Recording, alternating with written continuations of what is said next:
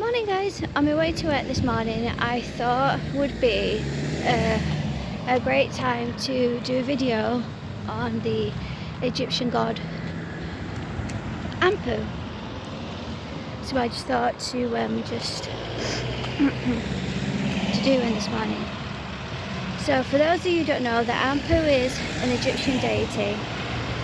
He's in a lot of the mummification process, which also which is one of the reasons why I actually ended up being interested in Kemetichism, because of the whole mummification process. Because in ancient times they did mummification, whilst the ancient Greeks and the Romans, they did the burial of each coin in each eye, for the belief in the afterlife. Not that I personally believe in the afterlife. I'm all for reincarnation,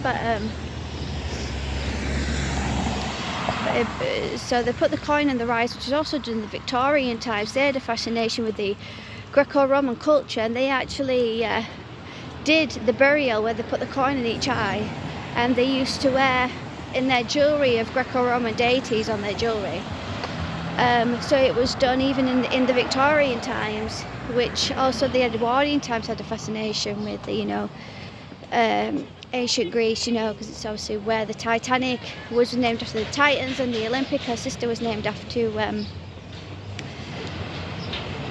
the Olympians. So if you haven't watched the Titanic that we spoke about with the Greek connections and the history of the Titanic, I will put a link down in the comments below. It's over on Pit the Pagans, a YouTube channel. So back to the topic of speaking of Anpu. Now Anpu is Egyptian deity. He classes Mu'aset as his mother. He came about when Nephthys slept with Osiris, because she disguised herself as Mu'aset. Due to she also wanted Osiris as well, so she fell pregnant with Anpu, but she didn't want him. So Mu'aset took him in as her own, and he became the stepbrother to Hiru. Well, brothers to Hiru, which is Horus. The Greek name is Horus, but the Egyptian name is Hiru. Anpu is the Egyptian name to Anubis. So when the Greeks invaded Egypt, they gave the deities all Greek names. But his Egyptian name is Anpu. So in a lot of the drawings, the ancient priests when they did the mummification process, they used to wear the headdress of Anpu when they was doing the mummification. But Anpu was actually known as the Lord of the Dead, like Lord of the Underworld, until Osiris, which is known as Ausid, his Egyptian name, got granted to rule the underworld. So he became known as the Lord of the Underworld, when he originally was Anpu, who was the Lord of the Underworld. And so Anpu is known to be at the scales, and he would weigh your heart against the feather of Ma'at. Ma'at is known as the goddess of truth and order and everything in creation that's good. She rules alongside the good. Well, if you cause Islash-Shvet, it's actually going against the laws of Ma'at. So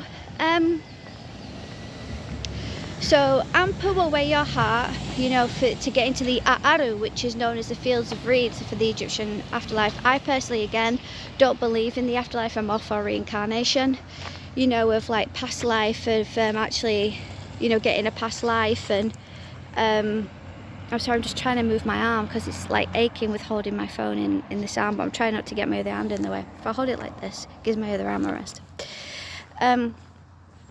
So as we're saying, yeah. So the what was I saying? What was I saying? Oh yeah, I remember. So Anpu would weigh your heart against the feather of Ma'at, and if your heart is lighter, than the feather of Ma'at, you would go into the A'aru, which is known as the fields of reeds. But if your heart was heavier than Ma'at, Amet would come in and do what she needs to do. You know, she would devour the bad, and you won't get into the A'aru.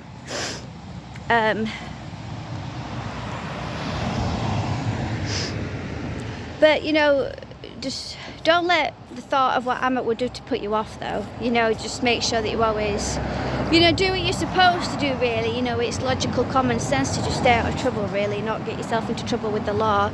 But in Kemetichism religion, because obviously there's no pearly gates, you know, there's no Christian religion, so you can only do better. You know, there's no such thing as forgiveness, obviously, you know, because they're not Christian deities. So you can only do better because there's no pearly gates or anything. So you can only do better. So the offerings that you can leave Anpu is you can leave him a blue gold stone, you can leave him water, bread, beer, you can leave him frankincense, incense, coffee. You can also leave him offer him coffee because he likes coffee. You can also add a bit of cinnamon into your coffee as well because you like cinnamon. So you can also add that into your coffee with a bit of frankincense and offer him that, you know, as an offering.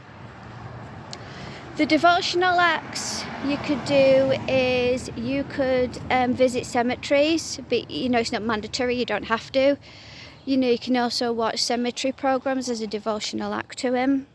I'm fascinated with, you know, watching cemetery programs. I love the abandoned cemetery programs. You know, I love watching different cemeteries, you know, the haunted ones. So I do watch a lot of that, and I do walk through the cemetery every morning because that's the way that we can get, you know, to my little boy's school. So I'm literally surrounded by the ancient Edwardians, you know, all their graves, and you know, it's nice to see them all, really. So that's basically the video on Anpu.